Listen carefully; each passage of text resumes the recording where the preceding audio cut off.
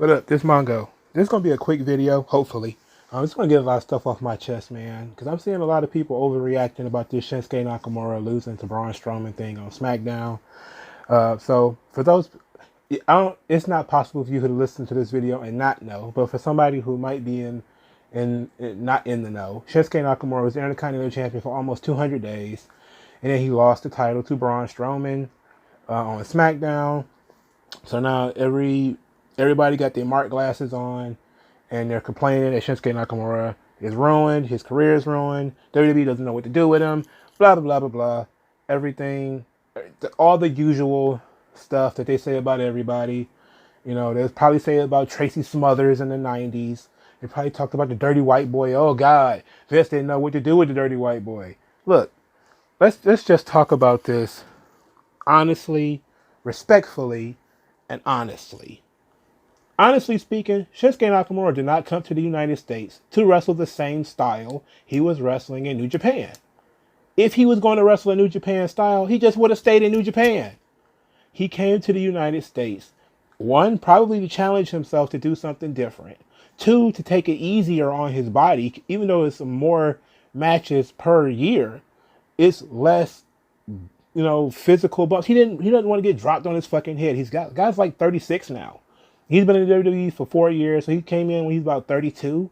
But he had already been doing the New Japan thing for over 10 years before that. Okay? And he was doing shoot fights. So the guy has a history of injuries, and he's getting older. He wants to wind down. Look, you have to understand, he did not come to the United States to do the same shit he was doing in Japan. He came to do something different. That's the first thing. So the second thing is, a lot of people talked about Shinsuke being lazy. I definitely can see, or maybe lazy is too harsh a word. Maybe we could say that he's taking it easy. He's half-assing it. And I can say that, yes, he probably is half-assing it because he doesn't have to work the same style. This ties into number one. He doesn't have to work a 20-minute match, a 20-minute Broadway where he gets dropped on his head 100 times. He doesn't have to be super physical and be strong style and take, heavy punches here and heavy kicks there, and again, getting dropped on his head. Like, he doesn't have to work that same physical style, so he can take it easier. I mean, it makes sense. He's also getting up there in age. The further he goes, as far as going hard is concerned, the more likely he is to hurt himself. So it makes sense for him to slow down and say, hey, look, I'm just going to enjoy the ride. That's what I'm here for. And I'm not saying that, okay, well, he's completely bullshitting. He's not. He's still having good matches. Okay, that's what Shinsuke Nakamura does. He is not out there bumbling around having bullshit matches, like a guy who is completely over the hill. And he's not that bad. And the matches that he's had where he's allowed to sort of develop a story because he's given time, those matches are pretty good. I personally enjoyed the matches he had with Rusev last year. I enjoyed the matches he had with Finn Balor this year. Then the worst thing that they've done to Shinsuke Nakamura, to be quite honest, is take him off TV. That's the worst thing that they've done. Because then you kind of crushed him and he's not able to show anything. But if he's on screen, he's usually doing quite well. But let's keep going with the complaints. They say the second thing is, people say, well, Shinsuke is lazy. That's another thing I've heard. I wouldn't say that he's lazy. I would say that he's trying to preserve himself. For starters, preserve his quality of life. Because he wants to be able to have a life after wrestling. Like, sure, he can jump around and do all that crazy stuff, but what's his quality of life would be like in his 50s and 60s, Let the guy make the money and relax. If that means he never becomes a WWE champion, then he just never becomes WWE champion. Well, hell, at the end of the day, he's not even from the United States. So he's going to go back to Japan where he's a fucking legend. So who cares if he didn't become the WWE champion? It probably means something for his pride, but ultimately, once he goes back to Japan, he's still Shinsuke Nakamura, and he did far more than any other Japanese wrestler not named Antonio Inoki in the WWE. So the second thing I've been seeing a lot is Shinsuke Nakamura is lazy. Okay, the third thing I've been seeing a lot of is Uh, they buried him. They've done all of this stuff. Look, let's have a very frank conversation about the Shinsuke Nakamura experience in the WWE. I'm not even going to feature NXT because NXT he was pretty much doing attraction-based matches where he would just wrestle once, maybe twice a month in main events. He wasn't really working on TV every week because he was presented as a guy who was going just a short stop in NXT before he goes to the main roster. Okay, so usually the problem with people have with Shinsuke Nakamura and with a lot of these other guys who comes to the WWE from Ring of Honor and other places like Impact or something like that, is these people come to the WWE with these mark glasses. And what I mean by the mark glasses is they assume that everybody likes the same person that they like, that this person is over because this person is over somewhere else. And this is why I use, the Tracy Smothers earlier or the Bullet Bob Armstrong or whatever. It's like just because a guy can get over in one territory doesn't mean he can get over in another territory. That's the first thing. Now, I'm not saying that Shinsuke Nakamura cannot get over in the United States. That's wrong. That would be false. What I am saying is he is not nearly as over on the main roster as he was in NXT because the NXT audience watched him in Japan. Most of the people watching Raw do not watch NXT. And the most people who are not watching NXT are for damn sure not watching New Japan. So he has to be ingratiated to a completely different audience. A completely different audience has to learn his style, his skills. He has to be able to feel that audience out. He has to be able to attract that audience and attach himself to that audience. And he can do that. And he has been doing that to some degree. Okay? So you have to take your mark glasses off. If you keep looking at the world through your mark glasses, everything is going to be ruined. Everything is screwed up. Everything's messed up because it's not perfect. It's never going to be perfect. There is no perfect. Okay? There is no perfect. And there is no, well, he should have beat Jinder Mahal. I can't believe he lost to Jinder Mahal. Jinder Mahal was the fucking champion. If you can't lose to the champion credibly, then what difference does it make? John Cena got beat by a dude who's not even a wrestler. How fucking fragile must this person be if he can't take a loss? Okay? So obviously, let's just be honest. Is Shinsuke Nakamura one of the greatest wrestlers of all time or no? Because if he can't take a loss, then the answer is no. Okay? If you can take a loss and bounce back from it, you're probably good. All right? It does not matter how many matches you lose, the crowd still reacts, they still buy your t-shirts, they're still interested in what you do, then hey, we can say this guy has talent. I mean, there have been years of guys losing matches that they quote unquote should have won. And they still turned out to do great and do fine. And they weren't ruined or buried or anything like that. Okay? So, can Shinsuke Nakamura take a loss? Yes. He lost to Jinder Mahal 3 fucking years ago. Likely, people outside of the internet don't know and don't give a damn about that. They only care about what they see right now. People don't remember that Daniel Bryan used to be, they was protecting him and using him as a, what was he? He was a virgin that was shy and scared of girls. When he first came in, they was, after his NXT, the Nexus thing, after that, the first real storyline they gave Daniel Bryan was that he was like a nerd who was scared to talk to the Bella Twins.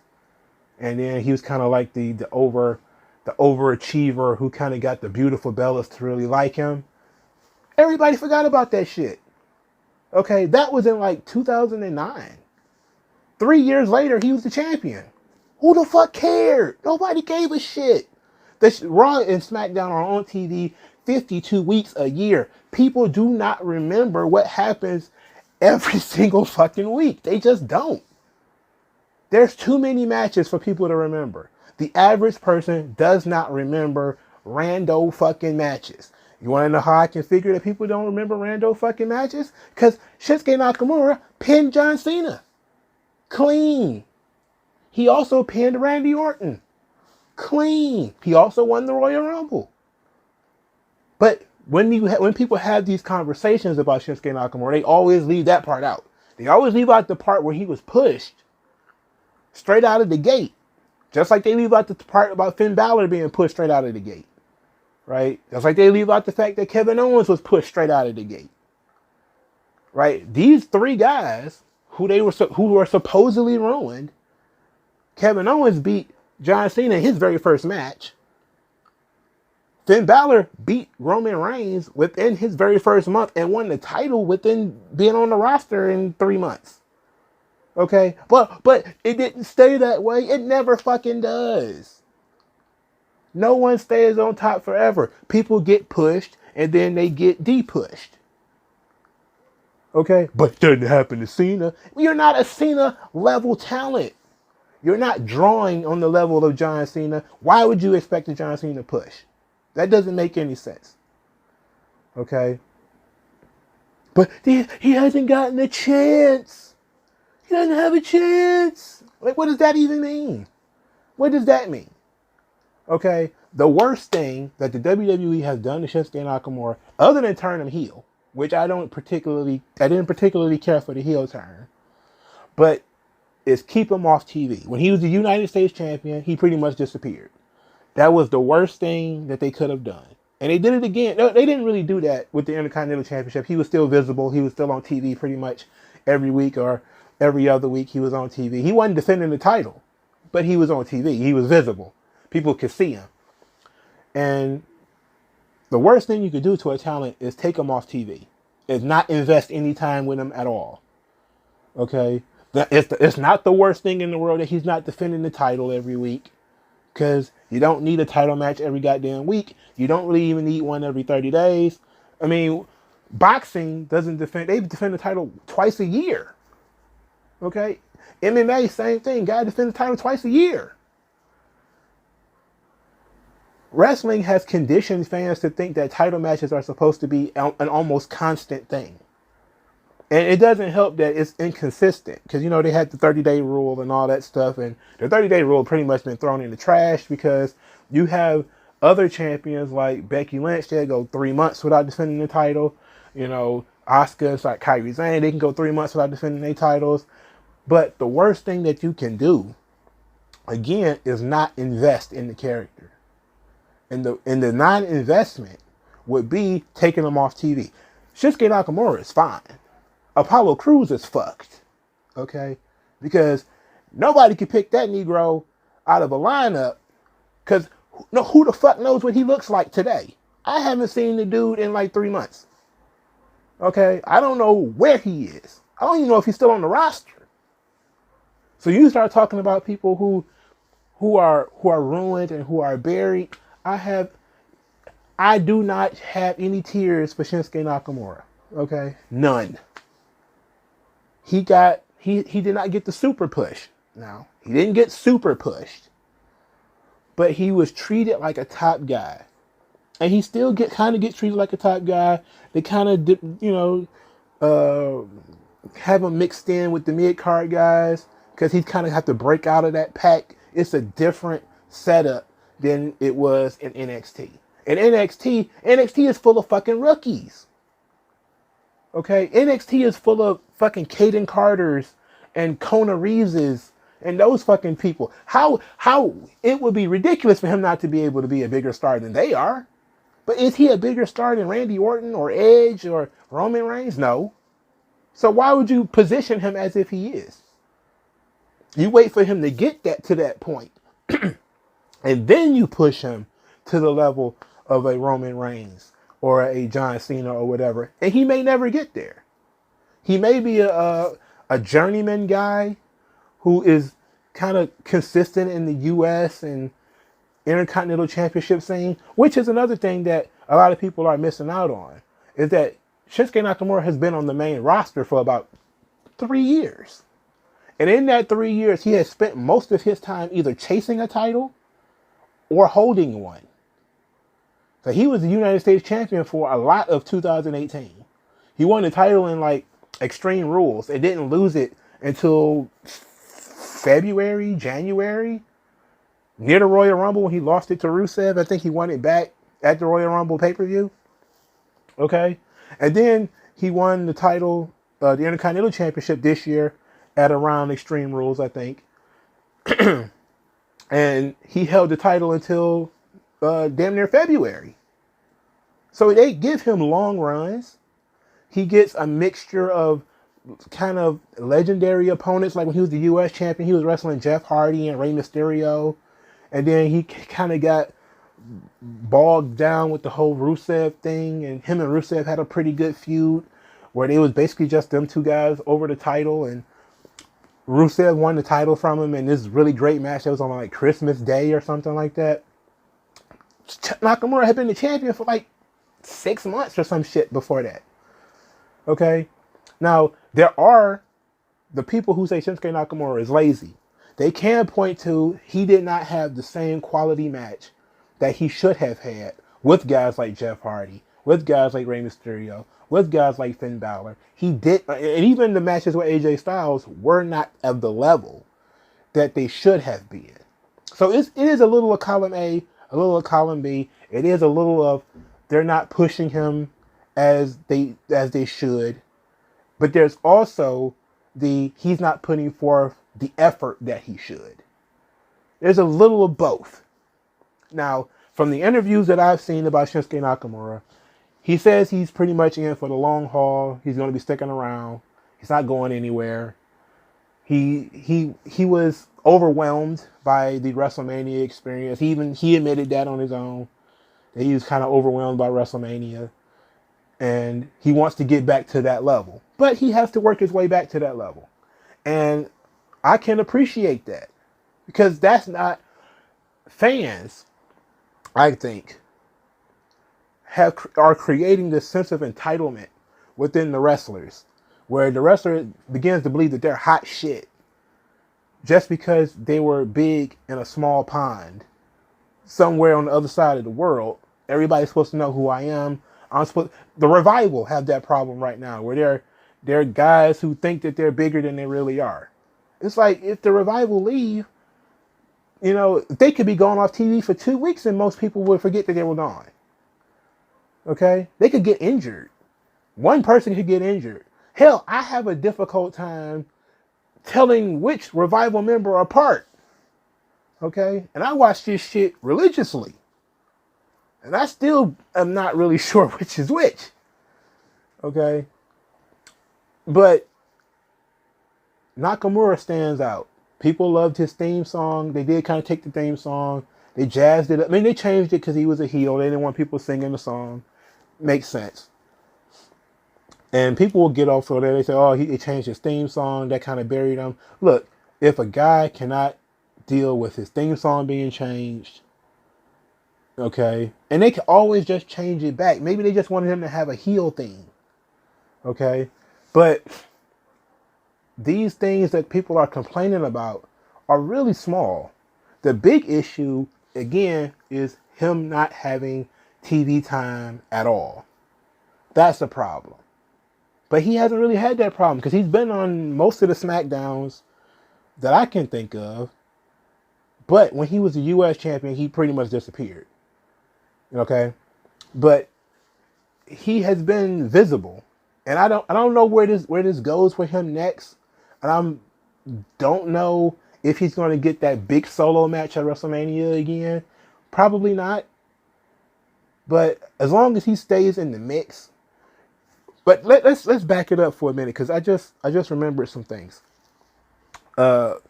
When Kofi Kingston first won the WWE Championship, it looked like Shinsuke Nakamura was going to be his first opponent.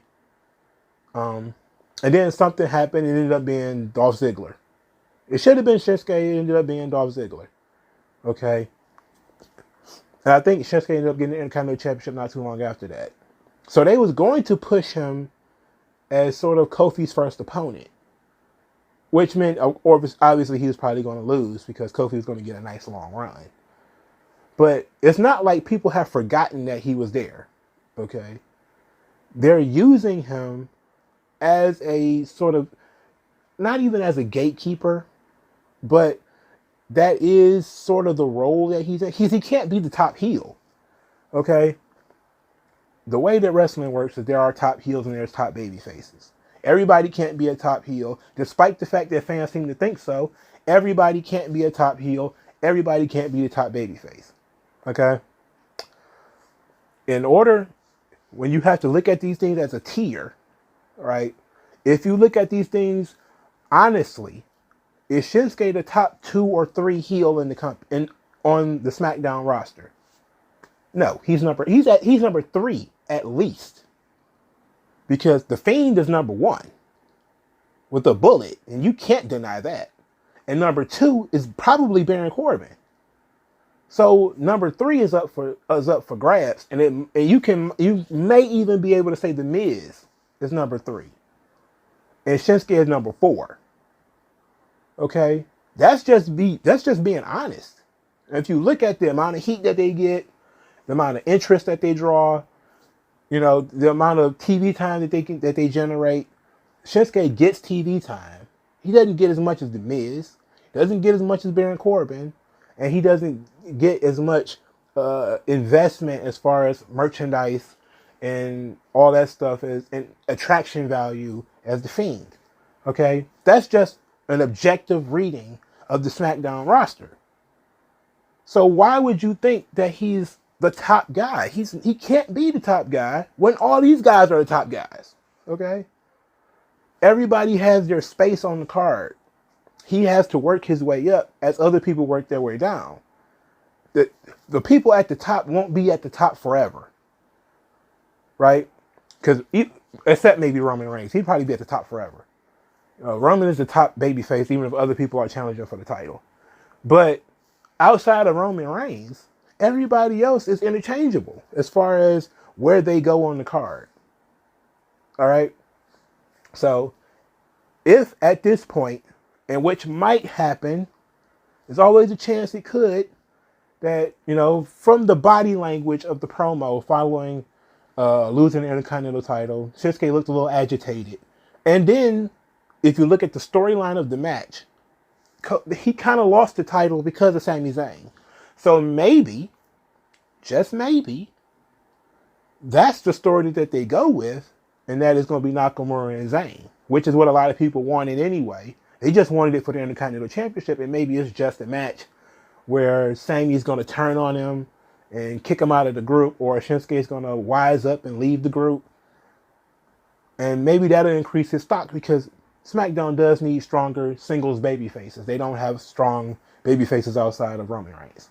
On the male side. On the female side, it's very weak on the female side, but it's weak after Roman Reigns, and then there's Daniel Bryan, and then there's, like, I guess Braun Strowman. I have no earthly idea who is like another top-level babyface on SmackDown. But the heel side is getting stronger because Sheamus came back.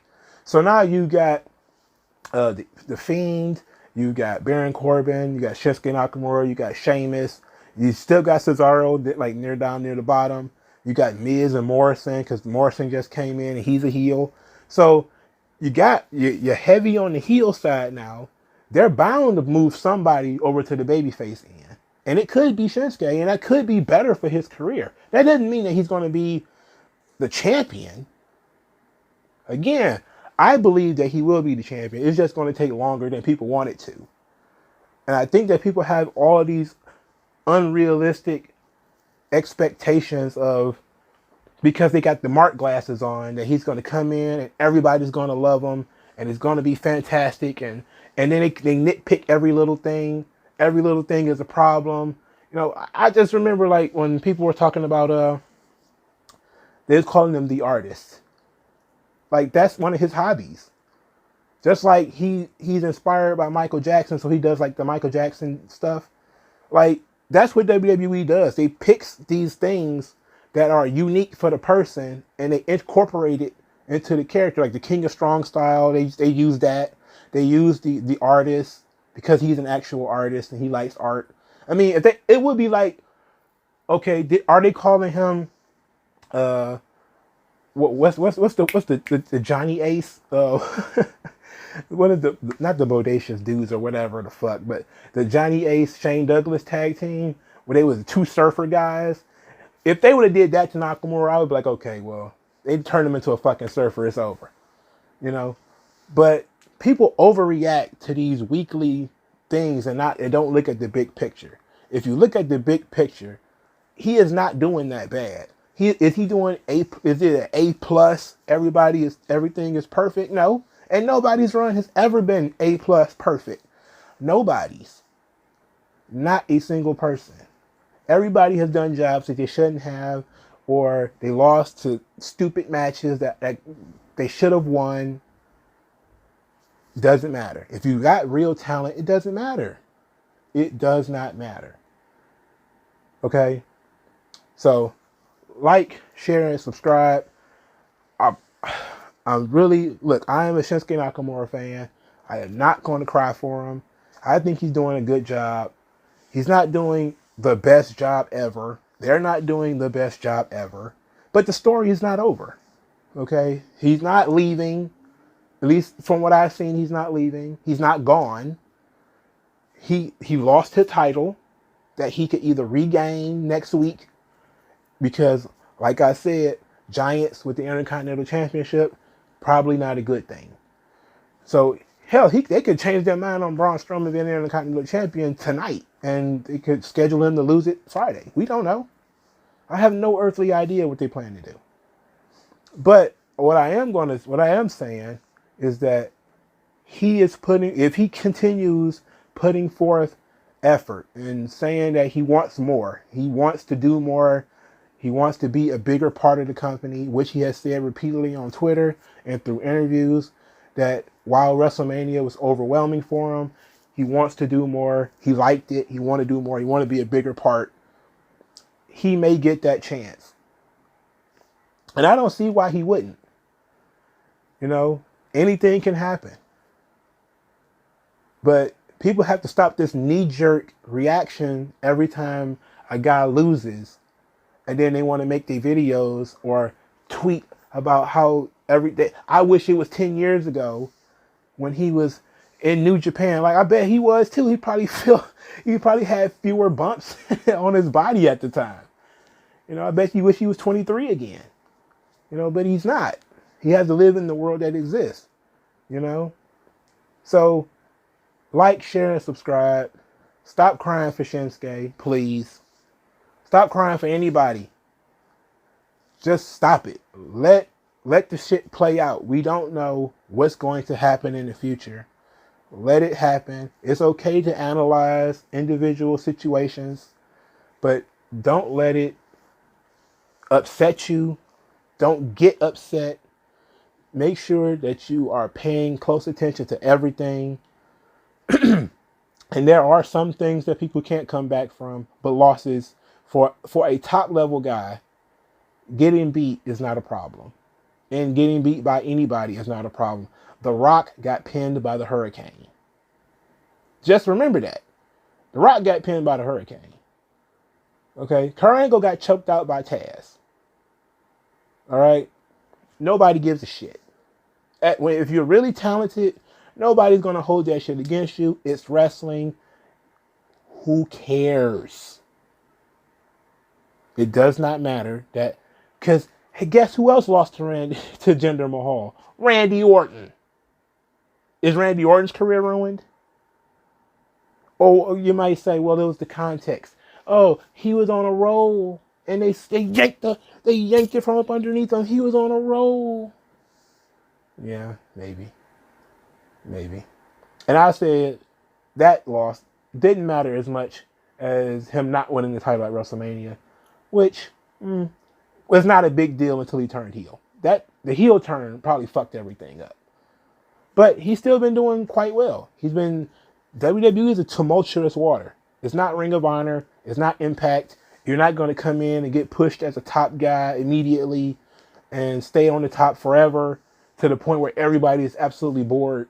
of what you do, because there needs to be some investment there. And what we're doing is we're building investment into these guys, because why else would you have, like, if you're just going to give the guy the title and he's in the company 2 years, what is there for him to work for? What is there for him to work towards? How are you going to test his motivations? How are you going to test his dedication, his loyalty? How, these guys are not going to stick around if they're just going to be made world champion and then make the big money and main event WrestleMania 2 years into the company, 3 years into the company, and they're just on this incredible run. It's like, some guys it works, sometimes it don't. Usually the 2 to 3 year range for a top guy is usually the sweet spot. You're in the company about 2 years, and then, you win the title, and that's usually what happens. Because I think it took Jericho about 2 years. It took Benoit about 4. Guerrero about 4.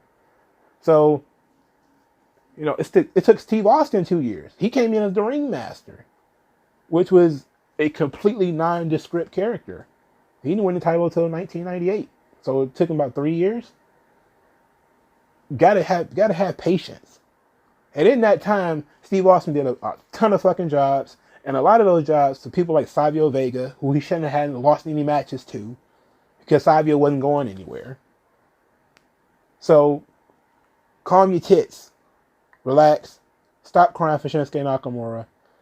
Enjoy what he's doing now. Just enjoy it. If you can't enjoy it, then be miserable on your own time. Peace.